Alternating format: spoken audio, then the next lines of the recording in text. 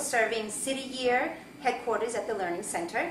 Today we're going to be talking about Bring It, how to become trainerific. That's a pretty exciting topic for me because I've been doing this for a really long time. Anyhow, the goal for our session today is to talk about a few tips on what participants expect from their trainer. In order for you to be trainerific, you've got to know what folks are expecting of you. And our learning outcome for today is for you to put into practice some of these tips. Before we begin, let's talk about our PITW, putting idealism to work, number 7. Delight people, exceed their expectations. And that in itself is absolutely an expectation of all participants. Come on, let's face it. There's not a participant out there that's going to want to see their trainer not do well. They want you to do well. They want to see you succeed. They want to learn something. They want to be part of an experience. And so all you have to do is just bring your personality. Just bring it. Be trainerific simply by being you and simply by ensuring that you're engaging and you're just having some fun with it. Let's talk about 3 particular techniques or tips, if you will, that I want to share with you that will help you do just that. The first one is to radiate confidence. The second is be learner-centered. Really important to be learner-centered. And lastly, switch it up.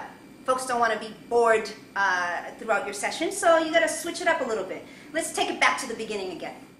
So when we think about radiating confidence, there's a few things that I want you to think about in those terms. And we started talking about it already. Bring yourself, bring your personality into it. And one of the things that keeps us from really showing our true personality as a trainer is nerves. And let's face it, everybody gets nervous when they're going to train. Everybody gets nervous just talking in front of a group of people.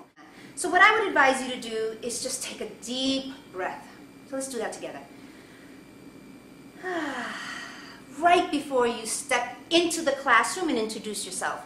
And when you do that, introduce yourself with a strong stance. Literally, just stand firmly and introduce yourself as someone who is owning, who is in control. Use that command and control type of mindset, if you will. And just have fun with it. So, my name is Carrasquillo, and I'm going to talk to you today about how to become trainerific. That's all there is to it. Anyhow, let's talk about the second point. Be learner-centered. So what does that mean? That means that you have your participants in mind. You know what they do. You have had some time to research a little bit, maybe what their questions might be. Shake their hands. Introduce yourself to them. Let them tell you a little bit about what they want to gain out of the session before you even begin.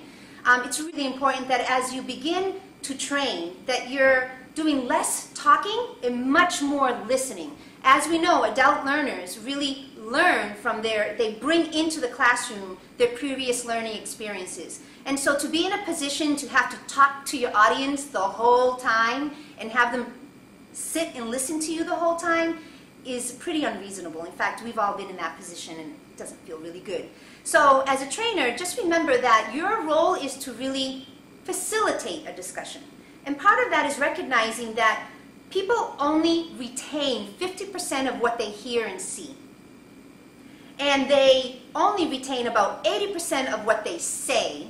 So getting people to respond to you and engage in a dialogue is really important because that will up the percentage of retention.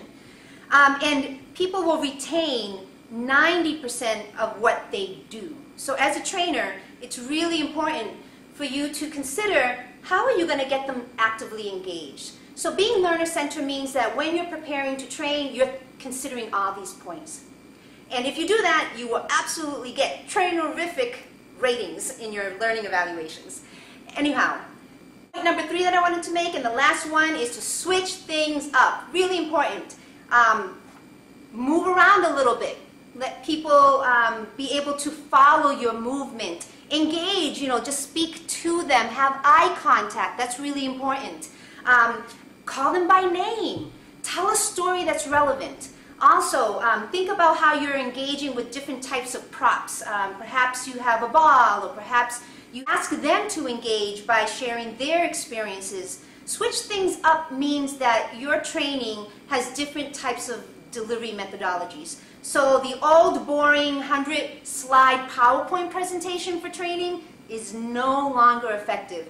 The less PowerPoint, the better. the more interaction, the more dialogue, the more engagement that you can bring in by switching things up into small groups, into large group discussions, into exercises, into a little bit of team building. Anyhow, I think you all get my point. And this is stuff that you already know. So I am just packaging it all up and sharing it with you because I really want you to be trainerific. Thanks for joining.